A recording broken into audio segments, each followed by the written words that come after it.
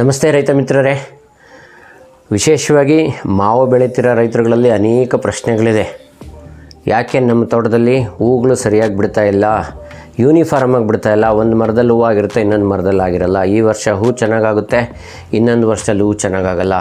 ಗಿಡಕ್ಕೆ ತುಂಬ ಹೂ ಬಂದಿರುತ್ತೆ, ಕಾಯಿ ಆ ಪ್ರಮಾಣದಲ್ಲಿ ಆಗಲ್ಲ. ಸೊ ಇದೆಲ್ಲ ಪ್ರಶ್ನೆಗಳಿಗೆ ಉತ್ತರ ಕಂಡುಕೊಳ್ಳೋ ಪ್ರಯತ್ನ ಈ ವಿಡಿಯೋದಲ್ಲಿದೆ friends. That means to say you can make your mango tree listen to you.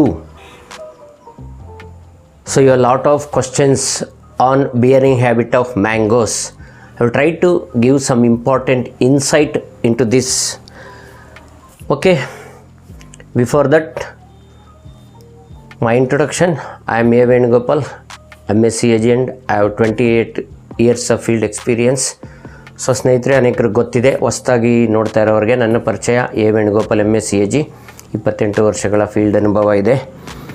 ಜೊತೆಗೆ ನಿಮ್ಮೆಲ್ಲರಿಗೂ ಗೊತ್ತಿರೋ ಅಂಥ ವಿಷಯ ಮಾವು ಗೊತ್ತು, ಬಟ್ ಅದರ ಇನ್ಸೈಟ್ ಯಾಕೆ ಈ ಥರ ವ್ಯತ್ಯಯ ಆಗ್ತಾಯಿದೆ ಅನ್ನೋದ್ರ ಬಗ್ಗೆ ಒಂದಷ್ಟು ಮಾಹಿತಿ ಕೊಡೋದಕ್ಕೆ ಈ ವಿಡಿಯೋ ಆಗಲೇ ಹೇಳ್ದಂಗೆ. As you all know, mango is king of fruits and India is the largest producer of mango with more than 20 million tons of production. It accounts to 21.7% of the total world production. In India, it is grown in more than 2.3 million hectares, but the productivity is very less compared to worldwide productivity. That is about 7.3 tons per hectare. That means to say 2.9 tons per acre. ಸ್ನೇಹಿತರೆ, ಮಾವು ಹಣ್ಣುಗಳು ರಾಜ. ಪ್ರಪಂಚದಲ್ಲೇ ಅತಿ ಹೆಚ್ಚು ಮಾವು ಬೆಳೆಯೋದು ಭಾರತದಲ್ಲಿ. 20 million ಟನ್ಗಿಂತ ಅಧಿಕ ಉತ್ಪಾದನೆ ಭಾರತದಲ್ಲಿ ಆಗ್ತಾ ಇದೆ. ಇದು ಪ್ರಪಂಚದಲ್ಲಿ ಆಗ್ತಿರೋ ಉತ್ಪಾದನೆಯಲ್ಲಿ 21.7%. ಆದರೆ ಪ್ರಪಂಚದಾದ್ಯಂತ ಇಳುವರಿ ಲೆಕ್ಕ ಹಾಕಿದಾಗ ಭಾರತದಲ್ಲಿ ಇಳುವರಿಯ ಪ್ರಮಾಣ ಕಡಿಮೆ ಇದೆ. ಅದು 1 ಹೆಕ್ಟೇರ್ಗೆ 7.3 ಟನ್, ಎಕರೆಗೆ 2.9 ಟನ್. ಸೊ ಯಾಕೆ? ಸೊ ಇದರ ಒಂದು ಬೆಳವಣಿಗೆ ಮತ್ತು ಹೂ ಬಿಡುವ ಒಂದಷ್ಟು ಅಂಶಗಳು, ಟೆಕ್ನಿಕಲ್ ಅಂಶಗಳನ್ನ ತಿಳ್ಕೊಂಡ್ರೆ ನಮಗಿದು ಅರ್ಥ ಆಗ್ತದೆ. ಸೊ ಇದು ಒಂದು ಆ್ಯಕ್ಚುಲಿ ಕಾಂಪ್ಲೆಕ್ಸ್ ಪ್ರೊಸೀಜರ್ ಅಂತಲೇ ಹೇಳ್ಬೋದು friends. Mango is basically against almost all cultivars. They have alternate or biennial bearing habit except some varieties, and this is genetically controlled but can be artificially manipulated. ಅಂದರೆ ಮಾವು ಒಂದು ವರ್ಷ ಬಿಡುತ್ತೆ, ಒಂದು ವರ್ಷ ಬಿಡಲ್ಲ. ಇದು ಹ್ಯಾಬಿಟ್. ಇಲ್ಲ, ಒಂದು ವರ್ಷ ಜಾಸ್ತಿ ಇಳುವರಿ ಬರುತ್ತೆ, ಒಂದು ವರ್ಷ ಕಡಿಮೆ ಇಳುವರಿ ಬರುತ್ತೆ. ಇದು ಅದರ ಕ್ಯಾರೆಕ್ಟರ್ಸ್, ಇನ್ಬಿಲ್ಟ್ ಜೆನೆಟಿಕಲ್ ಕ್ಯಾರೆಕ್ಟರ್ ಅಂತ ಹೇಳ್ಬೋದು. ಆದರೆ ಇದರಲ್ಲಿ ನಾವೊಂದಷ್ಟು ನಮ್ಮ ಪ್ರಕ್ರಿಯೆಗಳಿಂದ ಮ್ಯಾನಿಪುಲೇಟ್ ಮಾಡೋದಕ್ಕೆ ಅವಕಾಶ ಇದೆ. ಸೊ ಅದಕ್ಕೆ ಮುಂಚೆ ನಾವು ಇದೊಂದು ಏನಿದೆ ಮ್ಯಾಂಗೋ ಹ್ಯಾಬಿಟ್ಸ್, ಅದನ್ನು ನೋಡ್ಕೊತ ಹೋಗೋಣ. Mango produces flowers mostly on the terminal buds of its shoot and very rarely from the auxiliary buds. So ಮಾವಲ್ಲಿ ಹೂ ಬಿಡೋದು ನೋಡಿದ್ದೀರಾ? ಯಾವಾಗಲೂ ಕೊಂಬೆಗಳ ತುದಿಗಳಲ್ಲಿ ಬಿಡೋ ಅಭ್ಯಾಸ ಜಾಸ್ತಿ. ತುಂಬ ಅಪರೂಪವಾಗಿ ಈ ಮಧ್ಯದಲ್ಲಿ ಬರ್ತಕ್ಕಂಥ ಆ ಒಂದು ಕವಲುಗಳೇನಿದೆ ಅಲ್ಲಿಂದ ಹೂ ಬಿಡೋ ಅಭ್ಯಾಸ. ಅಗೇನ್ ಯಾವುದು ಈ ಹೂ ಬಿಡೋದನ್ನು ಹತೋಟಿ ಮಾಡುತ್ತೆ ಅಂದರೆ maturity and age of that shoot is the chief internal factor that governs flowering ಅಂತ ಹೇಳ್ಬೋದು. ಅಂದರೆ ಹೂ ಬಿಡೋದೊಂದು ರೆಂಬೆ ಇದೆಯಲ್ಲ, ಅದರ ವಯಸ್ಸು, ಅದ್ರ ಮೇಲೆ ಡಿಪೆಂಡ್ ಆಗುತ್ತೆ ಈ ಹೂ ಬಿಡುವ ಪ್ರಮಾಣ. ನೋಡಿ, under south Indian conditions mango put force 2 flushes of growth ಅಂತ ಹೇಳ್ಬೋದು. 1 in February to June and the other one in October, November. For producing flowers, the shoot should be at least 8 to 10 months old and should have stopped growth at least 3 to 4 months before flowering starts. That means to say the shoot started growing in the month of February, March are most likely to give flowers in that year. ಅಂದರೆ friends, ಮಾವು ನಮ್ಮ ದಕ್ಷಿಣ ಭಾರತದ ಹವಾಮಾನಗಳಲ್ಲಿ depending on ಬೇರೆ ಬೇರೆ ತಳಿಗಳ ಸ್ವಲ್ಪ ವ್ಯತ್ಯಾಸ ಇರ್ತದೆ. ಬೆಳವಣಿಗೆ ನಾವು 2 ಹಂತದಲ್ಲಿ ಕಾಣ್ಬೋದು. 2 ಫ್ಲಷಸ್ ಆಫ್ ಗ್ರೋತ್ ಅಂತ ಹೇಳ್ತೀವಿ. ಒಂದು ಫೆಬ್ರವರಿಯಿಂದ ಜೂನ್ವರೆಗೆ, ಮತ್ತೊಂದು ಅಕ್ಟೋಬರ್ ನವಂಬರ್ನಲ್ಲಿ. ಒಂದು ಕೊಂಬೆ ಮಾವಿನಲ್ಲಿ ಹೂವು ಬಿಡಬೇಕು ಅಂದರೆ ಅದು ಬೆಳವಣಿಗೆ 8-10 ತಿಂಗಳ ಬೆಳವಣಿಗೆ ಇಲ್ಲ ಒಂದು ಕೊಂಬೆ ಆಗಿರಬೇಕು, ಮತ್ತು ಅದು ಬೆಳವಣಿಗೆ ನಿಲ್ಲಿಸಿ ಕನಿಷ್ಠ 3-4 ತಿಂಗಳಾಗಿರಬೇಕು. ಅಂಥದ್ರಲ್ಲಿ ಹೂ ಬಿಡುವ ಸಾಧ್ಯತೆ ಹೆಚ್ಚು. ಸೊ ಇದನ್ನು ನೋಡಿದಾಗ ಏನಾಗುತ್ತೆ, ಫೆಬ್ರವರಿ ಮಾರ್ಚಲ್ಲಿ ಬೆಳವಣಿಗೆ ಸ್ಟಾರ್ಟ್ ಮಾಡಿದ ಕೊಂಬೆಗಳು ಆ ವರ್ಷದ ಕೊನೆಯಲ್ಲಿ ಡಿಸೆಂಬರ್ ಜನವರಿಗೆ ಹೂ ಸ್ಟಾರ್ಟ್ ಆಗುತ್ತೆ ಸರ್ವೇ ಸಾಮಾನ್ಯ, ಆಗ ಹೂ ಬಿಡುವ ಸಾಧ್ಯತೆ ಹೆಚ್ಚು. ಹಾಗಾದರೆ ಎಷ್ಟು ಹೂ ಬಿಡುತ್ತೆ? The total number of flowers on each panicle vary from 1000 to 6000 depending upon the variety and prevailing climatic conditions ಅಂತ ಹೇಳ್ಬೋದು. And again these flowers are either male or hermaphrodite. ಅಂದರೆ ಒಂದು ಪ್ಯಾನಿಕಲ್ ಹೂ ಗೊಂಚಲಿನಲ್ಲಿ 1000ದಿಂದ 6000ವರೆಗೂ ಹೂವುಗಳು ಬಿಡೋ ಸಾಧ್ಯತೆ ಇದೆ ಮಾವಿನಲ್ಲಿ. ಅಗೇನ್ ಆ ಹೂವುಗಳಲ್ಲಿ ಗಂಡು ಹೂವಾದರೂ ಇರ್ಬೋದು, ದ್ವಿಲಿಂಗಿ ಹೂವುಗಳಾದರೂ ಇರಬಹುದು. ಯಾವುದು ಕಾಯಾಗಿ ಹೆಣ್ಣಾಗುತ್ತೆ? Among these hermaphrodite flowers will develop into fruits after proper pollination and fertilization. Again, mango is a cross pollinated crop and it is accomplished by insects, primarily house flies in mango. ಅಂದರೆ ಈ ಮಾವಿನಲ್ಲಿ ಬಿಡೋ 2 ಥರ ಹೂವುಗಳಲ್ಲಿ ದ್ವಿಲಿಂಗಿ ಹೂವುಗಳು ಕಾಯಾಗಿ ಹಣ್ಣಾಗುತ್ತೆ ಯಾವಾಗ ಪರಾಗಸ್ಪರ್ಶ ಆಗಿ ಫಲೀಕರಣ ಆದಾಗ. ಫರ್ಟಿಲೈಸೇಷನ್ ಅಂದರೆ ಫಲೀಕರಣ ಅಂತ ಹೇಳ್ಬೋದು.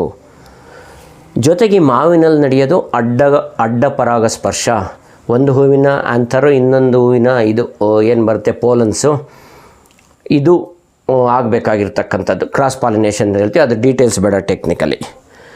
ಸೊ ಆದಾಗ್ಯೂ ಈ ಮಾವಿನಲ್ಲಿ ನಿಮಗೆ ನಿಜವಾಗ್ಲೂ ಆಶ್ಚರ್ಯ ಆಗ್ತದೆ, ಹೂ ಎಷ್ಟು ಬಿಡುತ್ತೆ, ಕಾಯಿ ಎಷ್ಟಾಗುತ್ತೆ ಪರ್ಸೆಂಟೇಜ್ ಗೊತ್ತಾ?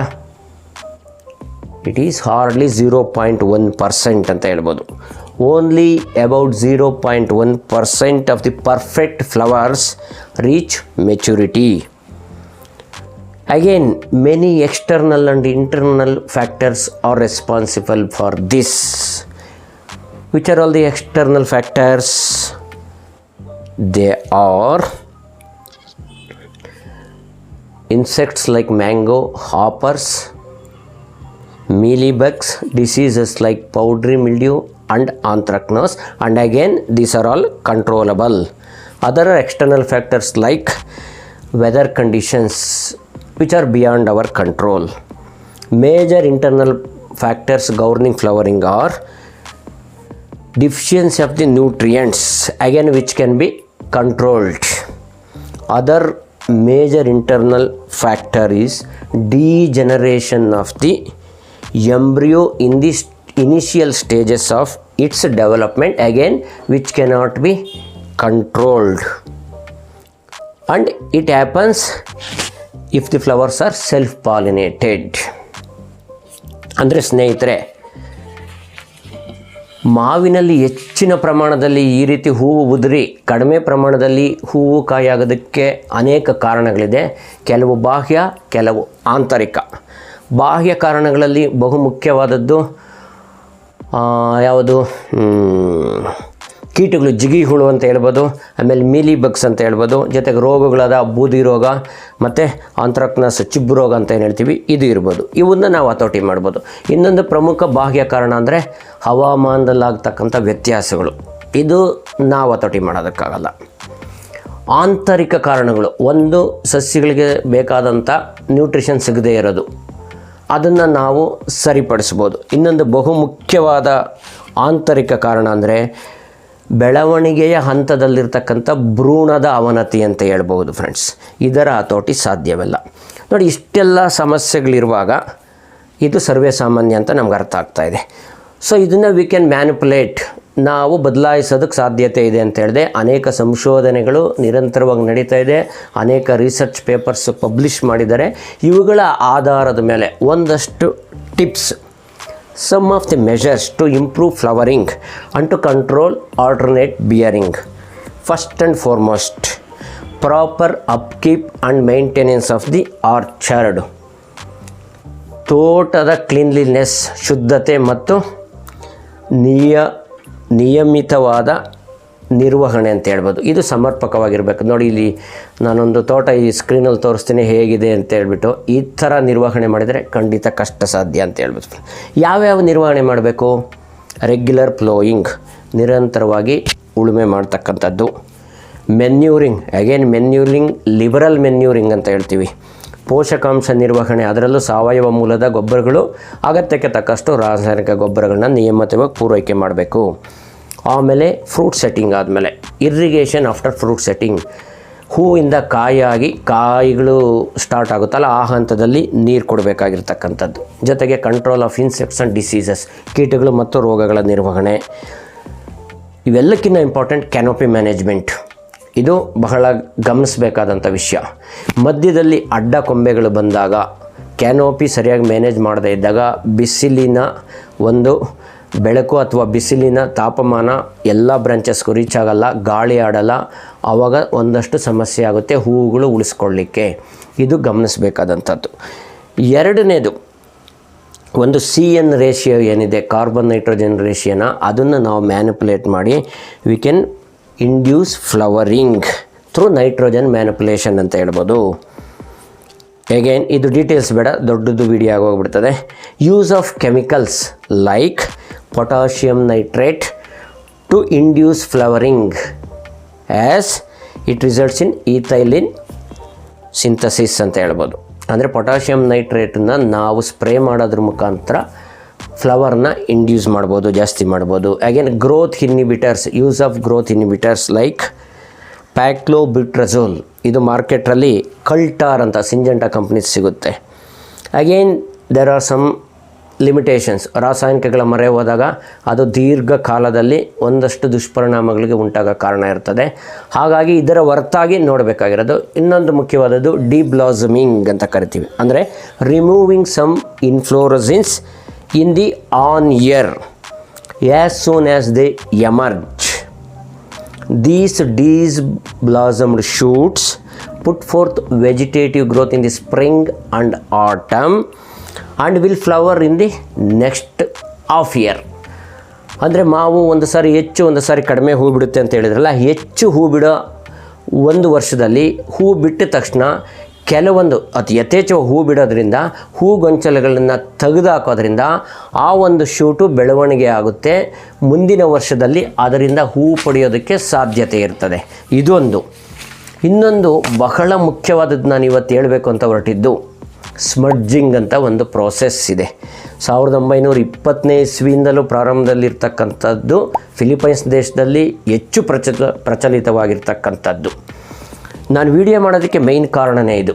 ನಾನು ದೊಡ್ಡಬಳ್ಳಾಪುರದಲ್ಲಿ ಫಾರ್ಮ್ ಮ್ಯಾನೇಜರ್ ಆಗಿ ಬಂದಾಗ ಅಲ್ಲಿ ಸುಮಾರು 2000 ಮಾವಿನ ಗಿಡಗಳಿತ್ತು. ಸೊ ಆ ಪೋಸ್ಟಿಗೆ ನಾನು ತೊಗೋಬೇಕಾದ್ರೆ ಬೆಂಗಳೂರಿನ ಕೃಷಿ ವಿಶ್ವವಿದ್ಯಾಲಯದ ತೋಟಗಾರಿಕಾ ಪ್ರೊಫೆಸರ್, ಈಗಿಲ್ಲ ದಿವಂಗಿತ ಪ್ರೊಫೆಸರ್ ಚಿಕ್ಕಸುಬ್ಬಣ್ಣವರು ಇಂಟರ್ವ್ಯೂ ಮಾಡಿದ್ದು, ನನ್ನ ಸೆಲೆಕ್ಟ್ ಮಾಡಿದ್ದು. ಆಗ ಮಾವಿನ ಬಗ್ಗೆ ನನಗೆ ಇನ್ನಷ್ಟು ತಿಳುವಳಿಕೆ ಬೇಕು ಅಂತ ಹೇಳಿದೆ. ಫೀಲ್ಡ್ ನೋಡಿದ ಮೇಲೆ ಅವರೊಂದು ಬುಕ್ ಕೊಟ್ಟರು, ಒಂದಷ್ಟು ಮಾಹಿತಿಗಳು ಕೊಟ್ಟರು. ಅದನ್ನು ನಾನು ಡೈರಿಲಿ ನೋಟ್ ಮಾಡ್ಕೊಂಡಿದ್ದೆ. ಇವತ್ತು ಆ ಡೈರಿ ಪ್ರಿಸರ್ವ್ ಮಾಡಿರೋದ್ರಿಂದ ಈ ಒಂದು ಅಂಶ ಸಿಕ್ತು, ಸ್ಮಡ್ಜಿಂಗ್ ಅನ್ನೋದು. ಅದವರು ನನ್ನ ಫಾರಮಲ್ಲಿ ದೊಡ್ಡಬಳ್ಳಾಪುರದಲ್ಲಿ ಪ್ರತಿ ವರ್ಷ ಅದನ್ನು ನಿರ್ವಹಿಸ್ತಾ ಬಂದೆ. ತುಂಬ ಚೆನ್ನಾಗಿ ಫ್ಲವರಿಂಗ್ ಬರೋದು. ಐ ಥಿಂಕ್ ಫೋಟೋಸ್ ಕೆಲವು ಇದೆ. ನಾನು ಆ ಟೈಮಲ್ಲಿ ಮೊಬೈಲ್ ಅಷ್ಟು ಪ್ರಚಲಿತದಲ್ಲಿರಲಿಲ್ಲ. 2000ನೇ ಇಸ್ವಿನಲ್ಲಿ ಫೋಟೋಸು ಸಿಗೋ ಚಾನ್ಸಸ್ ಕಡಿಮೆ ಇದ್ದರೆ ತೋರಿಸ್ತೀನಿ ನಿಮ್ಗೆ. ಅದರಲ್ಲಿ ಏನದು ಅಂದರೆ, ಸ್ಮಡ್ಜಿಂಗ್ ಅಂದರೆ it's concept of giving smoky fire to the mango tree including branches and leaves. ಅಂದರೆ ಮಾವಿನ ತೋಟದಲ್ಲಿ ನೀವು ಹೊಗೆ ಕೊಡೋದು ಅಂತ ಹೇಳ್ಬೋದು. ಬೆಂಕಿ ಹಾಕಿ ಬೆಂಕಿನ ಆರಿಸಿ ಹೊಗೆ ಕೊಡೋದು. ಅಂದರೆ ಈಗ ಒಣಗಿರೋ ಕಸ ಕಡ್ಡಿ ನೀವೇನು ಕಳೆ ಕ್ಲೀನ್ ಮಾಡಿರ್ತೀರಿ, ಆ ಥರ ತೆಂಗಿನಗರಿ ಈ ಥರದ್ದು ಹಾಕ್ಬಿಟ್ಟು ಅದಕ್ಕೆ ಬೆಂಕಿ ಇಟ್ಬಿಟ್ಟು ಸ್ವಲ್ಪ ಬೆಂಕಿ ಅಂತ ಕಟ್ಟಿದ ತಕ್ಷಣ ಹಸಿ ಹುಲ್ಲನ್ನು, ಗ್ರೀನ್ ಲೀವ್ಸ್ ಏನಿರುತ್ತೆ ಆ ಕೊಂಬೆಗಳು, ನೀಲಗಿರಿದಾಗ್ಬೋದು, ಅದು ತುಂಬ ಚೆನ್ನಾಗಿರುತ್ತೆ. ಒಂದಷ್ಟು ಹಾಕಿದಾಗ ಬೆಂಕಿ ಆರೋಗಿ ಹೊಗೆ ಬರುತ್ತೆ. ಆ ವಿಡಿಯೋದಲ್ಲಿ ಗಮನಿಸ್ತಾ ಹೋಗಿ, ನೀವು ವಿಡಿಯೋ ತೋರಿಸ್ತಾ ಇದ್ದೀನಿ. ಇದು ಬಹುತೇಕ ಬೆಳಗಿನ ಹೊತ್ತಿನಲ್ಲಿ ಮಾಡಬೇಕು. ಏರ್ ಫ್ಲೋ ನೋಡಿಕೊಂಡು ನೀವು ಜಾಗ ಡಿಸೈಡ್ ಮಾಡಬೇಕು. ಇಡೀ ತೋಟದಲ್ಲಿ ಸ್ಮೋಕು ಮರಗಳ ಮುಖಾಂತರ ಹಾದು ಹೋಗೋ ರೀತಿಯಲ್ಲಿರಬೇಕು. ಆ ಒಂದು ಸ್ಮೋಕಲ್ಲಿ ಇಥೈಲಿನ್ ಅನ್ನೋ ಒಂದು ಗ್ಯಾಸ್ ಫಾರ್ಮೇಷನ್ ಆಗಿರುತ್ತಲ್ಲ, ಅದು ಈ ಮಾವಿನಲ್ಲಿ ಹೂವುಗಳನ್ನು ಬಿಡೋದಕ್ಕೆ ಪ್ರಾರಂಭ ಮಾಡ್ತದೆ. ಇದು ಪ್ರತಿದಿನ ಬೆಳಗ್ಗೆ ಕನಿಷ್ಠ 2 ವಾರಗಳವರೆಗೆ ಪ್ರತಿದಿನ ಮಾಡಬೇಕು. ಈ ಮಧ್ಯೆ ಹೂ ಸ್ಟಾರ್ಟ್ ಆದರೆ ಆವಾಗ ತಕ್ಷಣ ನಿಲ್ಲಬೇಕು. ಇದು ಸ್ಮಡ್ಜಿಂಗ್ ಅನ್ನೋ process. Using dried grass and dry matter available, put on the fire in the orchard and put some green leaves on that, so that only smoke comes out instead of fire. See that this smoke flows through the entire mango orchard. The ethylene in that smoke help the mango flowers to put forth the flowers. By this process we could achieve not only flowering but also helpful in controlling the fruit initiation with uniform maturity and quality. ಅಂದರೆ ಈ ಹೊಗೆ ಹಾಕೋದ್ರಿಂದ ಹೂಗಳು ಬರೋದಕ್ಕಷ್ಟೇ ಅಲ್ಲ, ಇದು ಒಂದು ಮಾವು quality ಅಂತ ಏನು ಹೇಳ್ತೀವಿ, ಗುಣಮಟ್ಟ ಮತ್ತು ಇಳುವರಿಗೂ ಸಹಾಯ ಮಾಡುತ್ತೆ. ಇವನ್ ಆಟೋ it helps in pest and disease management, ಕೀಟ ಮತ್ತು ರೋಗ ನಿರ್ವಹಣೆಗೂ ಸಹಾಯ ಮಾಡುತ್ತೆ. ಇದು ಸ್ಮಡ್ಜಿಂಗ್ ಪ್ರೋಸೆಸ್. ಸೊ ಇದರಲ್ಲಿ ನೋಡಿ, ಯಾವುದೇ ರಾಸಾಯನಿಕ ಖರ್ಚಾಗಲ್ಲ, ನಿಮ್ಮ ತೋಟ ಕ್ಲೀನ್ ಮಾಡ್ದಂಗೆ ಆಗುತ್ತೆ. ಅಲ್ಲಿರೋ ವೇಸ್ಟನ್ನು ಉಪಯೋಗಿಸ್ಕೊಂಡು ಮಾಡ್ತಕ್ಕಂಥದ್ದು. ಖಂಡಿತ ಪ್ರಯತ್ನ ಪಡ್ಬೋದು ಫ್ರೆಂಡ್ಸ್. ನೀವು ಇದೊಂದು ಹೇಳಬೇಕು ಅನ್ನೋ ದೃಷ್ಟಿಯಿಂದ ಈ ವಿಡಿಯೋನ ಮಾಡಿದೆ. ಸೊ ನೀವೆಷ್ಟು ಜನ, ಈಗ ಸುಮಾರು ಜನ ಸಬ್ಸ್ಕ್ರೈಬ್ ಆಗಿರಿ, ಇನ್ನೂ ಅನೇಕ ಜನ ಸಬ್ಸ್ಕ್ರೈಬ್ ಆಗಿಲ್ಲ, ವೀಡಿಯೋಗಳು ನೋಡ್ತಾ ಇದ್ದೀರಿ. ನಿಮ್ಮಲ್ಲಿ ಮಾವು ಬೆಳೆ ಇಲ್ದಿದ್ದರೆ, ನಿಮ್ಮ ಸ್ನೇಹಿತರು ಮಾವು ಬೆಳೆಗಾರರಿದ್ದರೆ ಇದನ್ನು ಒಂದು ಇಂಟ್ರೊಡ್ಯೂಸ್ ಮಾಡಿಕೊಡ್ಬೋದು ಅಂತ ಹೇಳಲಿಕ್ಕೆ ಇಷ್ಟಪಡ್ತೀನಿ ಫ್ರೆಂಡ್ಸ್. ಈ ವಿಡಿಯೋ ಇಷ್ಟ ಆಗಿದ್ದರೆ ಲೈಕ್ ಮಾಡಿ, ಕಾಮೆಂಟ್ ಮಾಡಿ. ಓಕೆ, ನಾನು ಇದೆಲ್ಲ ರೆಡಿ ಮಾಡ್ಬೇಕಾದ್ರೆ ಒಂದಷ್ಟು ಶ್ರಮ ಆಗುತ್ತೆ, ಸಮಯ ತಗೊಳುತ್ತೆ. ಆ್ಯಕ್ಚುಲಿ 2 ವಾರದಿಂದ ಇದು ಮಾಡಬೇಕಾಗಿತ್ತು. ನಾನು ಆ ಡೈರಿ ಎಲ್ಲ ಕಲೆಕ್ಟ್ ಮಾಡಿ ಓದಿ ಪಾಯಿಂಟ್ಸ್ ನೋಟ್ ಮಾಡ್ಕೊಂಡು ಮಾಡುವಾಗ. ಸೊ ನಿಮ್ಮಿಂದ ನಾನು ಎಕ್ಸ್ಪೆಕ್ಟ್ ಮಾಡೋದು, ದಯವಿಟ್ಟು ನಿಮ್ಮ ಫ್ರೆಂಡ್ಸ್ ಜೊತೆ ಶೇರ್ ಮಾಡ್ಕೊಳ್ಳಿ, ಪೂರ್ತಿ ವಿಡಿಯೋ ನೋಡಿ, ಲೈಕ್ ಮಾಡಿ, ಕಾಮೆಂಟ್ ಮಾಡಿ, ವಿಡಿಯೋ ಸ್ಕಿಪ್ ಮಾಡಬೇಡಿ, ಪೂರ್ತಿ ನೋಡಿ. ಇಲ್ಲಿ ನಾನು ಅನಾವಶ್ಯಕವಾದ ವಿಷಯಗಳನ್ನ ಯಾವುದೂ ಹೇಳಲ್ಲ. So guys, what I expect from you, I am put forthing so much of effort in preparing and delivering these to you. I want you to go through the video fully without skipping and put your comments, like this video. So share this video with your friends. So again I will coming with one more fruit crop, watermelon, in 3 or 4 days. So ಬಹಳ ಜನಗಳ ಬೇಡಿಕೆ ಮೇರೆಗೆ ಕಲ್ಲಂಗಡಿ ಬಗ್ಗೆ ಒಂದು video ಇನ್ನು 2-3 ದಿವಸಗಳಲ್ಲಿ ಬರ್ತದೆ. ಆನಂತರ tomato A to Z farming of tomato ಒಂದಷ್ಟು ಮಾಹಿತಿ ರೆಡಿಯಾಗಿದೆ, ಒಂದಷ್ಟು ಫೀಲ್ಡ್ ಫೋಟೋಸ್ ಬೇಕಾಗಿದೆ. ಈ ಭಾನುವಾರ ಅದನ್ನು ಕಲೆಕ್ಟ್ ಮಾಡ್ಕೊಂಡು ವಿಡಿಯೋ ಮಾಡ್ತೀನಿ ಅಂತ ಹೇಳಲಿಕ್ಕೆ ಇಷ್ಟಪಡ್ತೀನಿ. ಥ್ಯಾಂಕ್ ಯು ವೆರಿ ಮಚ್, ಬಾಯ್. ಸ್ನೇಹಿತರೆ, ಆಗಲೇ ಹೇಳಿದ್ನಲ್ಲ ನಿಮಗೆ, ನಾನು ಫಾರ್ಮಲ್ಲಿ ವರ್ಕ್ ಮಾಡ್ತಾ ಇದ್ದಿದ್ದೆ ನೋಡಿ, ಅದು ಫೋಟೋಸ್ ಸಿಕ್ತು ಆಲ್ಬಮಲ್ಲಿ, ಅದನ್ನು ತೋರಿಸ್ಬೇಕು ಅಂತ. ಆ ಮಾವಿನ ಗಿಡಗಳ ಒಂದು ಕ್ಲೀನ್ಲಿನೆಸ್ಸು, ಆ ಫ್ಲವರಿಂಗ್ ಆಗಿರೋದು ನೋಡಿ, ಸ್ಮಡ್ಜಿಂಗ್ ಮಾಡಿರ್ತಕ್ಕಂಥದ್ದು. ಆ್ಯಕ್ಚುಲಿ ಆಗ 2002ನೇ ಇಸ್ವಿನಲ್ಲಿ ಅಂಥ ಆರ್ಡಿನರಿ ಒಂದು ಕ್ಯಾಮ್ರಾದಲ್ಲೇ ತೆಗೆದಿದ್ದು ಫೋಟೋಸ್ ನಾನು. ಕ್ಲೀನ್ನೆಸ್ ನೋಡಿ, ಅಲ್ಲಿ ಹೂವುಗಳಾಗಿರೋದು ಪರ್ಸೆಂಟೇಜ್ ನೋಡಿ. ಅಲ್ಲಿ ಸುಮಾರು ಬೆಳೆಗಳಿತ್ತು. ಮಾವಿನ ಗಿಡ 2000 ಇತ್ತು, ಅಡಿಕೆ, ಬಾಳೆ, ಈ ಥರದ್ದೆಲ್ಲ. ನಿಜವಾಗ್ಲೂ ನಾನು ಕಲ್ತಿದ್ದನ್ನೆಲ್ಲ ಅಲ್ಲಿ ಯಥಾವತ್ತಾಗಿ ಅಳವಡಿಸ್ಕೊಳ್ತಾ ಹೋಗಿದ್ದು. ತುಂಬ ಚೆನ್ನಾಗಿ ರಿಸಲ್ಟ್ ಬಂತು. ನಾನು ಅವತ್ತಿನಿಂದಲೂ ಇದೇ ಯೋಚನೆ, ರಾಸಾಯನಿಕಗಳನ್ನು ಮಿತವಾಗಿ ಬಳಸಬೇಕು ಅನ್ನೋ ದಿಕ್ಕಿನಲ್ಲಿ ಯೋಚನೆ ಮಾಡ್ತಾ ಇದ್ದಿದ್ದು. ಈ ಮಾವಿನ ಬೆಳೆಗೆ ಪ್ರತಿ ವರ್ಷ 2 ಬಾರಿ ಮಾತ್ರ ಸಿಂಪರಣೆ ಮಾಡ್ತಾ ಇದ್ದಿದ್ದು. ಹೂ ಆಗೋದಕ್ಕೂ ಮೊದಲು, ಹೂ ಆಗೋದಕ್ಕಾಗಿ ಮೈಕ್ರೋನ್ಯೂಟ್ರಿಯೆಂಟ್ ಸ್ಪ್ರೇ ಮತ್ತು ಒಂದು ಪ್ರಿವೆಂಟಿವ್, ಒಂದು ಫಂಗಿಸೈಡು. ಹೂ ಆಗಿ ಆದಮೇಲೆ ಪೌಡ್ರಿ ಮಿಲ್ಡ್ಯೂ ಬರುತ್ತೆ ಕಂಪಲ್ಸರಿಯಾಗಿ, ಇಬ್ಬನಿ ಬೀಳೋ ಟೈಮಲ್ಲಿ. ಅದಕ್ಕೊಮ್ಮೆ ಸ್ಪ್ರೇ ಮಾಡಿದ್ಬಿಟ್ರೆ ಆಮೇಲೆ ಸ್ಪ್ರೇ ಮಾಡ್ತಾ ಇರಲಿಲ್ಲ. ನ್ಯಾಚುರಲಾಗಿ ಗಿಡದಲ್ಲಿ ಹಣ್ಣಾಗಾಕ್ಬಿಟ್ಟು ಆಮೇಲೆ ಮಾರ್ತಾಯಿದ್ವಿ. ಸೊ ಕ್ಲೀನ್ನೆಸ್ ಗಮನಿಸ್ತಾ ಹೋಗಿ. ಸೊ ನಾನು ವಿವಿಧ ಬೆಳೆಗಳಲ್ಲಿ ನಾನು ಹೇಗೆ ರಿಸಲ್ಟ್ ಪಡ್ಕೊಂಡು ಅಲ್ಲಿ ಅಳವಡಿಸ್ಕೊಂಡಿದ್ದು ಮುಂದಿನ ದಿನಗಳಲ್ಲಿ ಎಲ್ಲ ಶೇರ್ ಮಾಡ್ಕೊಳ್ತಾ ಹೋಗ್ತೀನಿ. ಈ ಫೋಟೋಸನ್ನು ಗಮನಿಸಿ ಫ್ರೆಂಡ್ಸ್. ಸೊ ನಾನು ಹೇಳೋದು ನನ್ನ ಅನುಭವ, ನಾನು ಕಲ್ತಿದ್ದು, ನಾನು ಅಳವಡಿಸ್ಕೊಂಡಿದ್ದನ್ನು ಮಾತ್ರ ಹೇಳ್ತಾ ಹೋಗ್ತೀನಿ. ಖಂಡಿತ ರಿಸಲ್ಟ್ ಕೊಡುತ್ತೆ, ಇದನ್ನು ಅಳವಡಿಸ್ಕೊಳ್ಳಿ friends. Thank you very much.